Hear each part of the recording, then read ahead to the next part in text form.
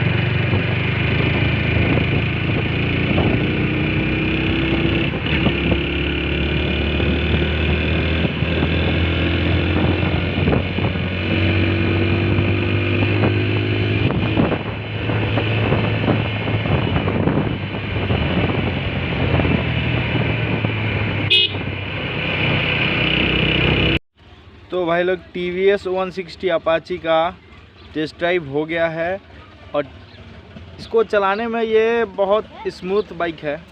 तो हम लोग आ चुके हैं अपने घर पे और फिर हमको टाइम मिला नहीं कि फिर उसका रिव्यू बता पाएँ चला करके, टेस्ट ड्राइव करके। तो अब हम आ चुके हैं अपने घर पे और बात होगा बाइक का। तो बाइक अच्छा है, मज़ा आया चला करके, अच्छा लगा और ठीक है बाइक, कोई दिक्कत है नहीं उसमें। चलिए फिर मिलते हैं आपको किसी नए वीडियो में। अगर चैनल पे नए हैं तो चैनल को सब्सक्राइब कीजिएगा, वीडियो अच्छा लगेगा तो लाइक कीजिएगा, अपने दोस्तों में शेयर कीजिएगा। मिलते हैं फिर किसी नेक्स्ट व्लॉग में।